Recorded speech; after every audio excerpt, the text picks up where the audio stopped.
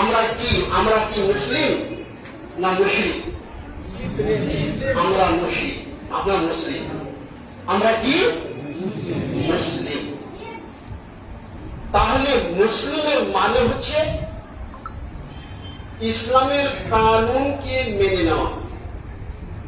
মুসলিম ওই উটকে বলা হয় যে উটের লাগাম মালিকের হাতে থাকে এবং মালিক যেখানে উঠতে বসে উঠতে বলে, উঠে বসতে বলে বসে, সেই উটকে মুসলিম বলা হয়।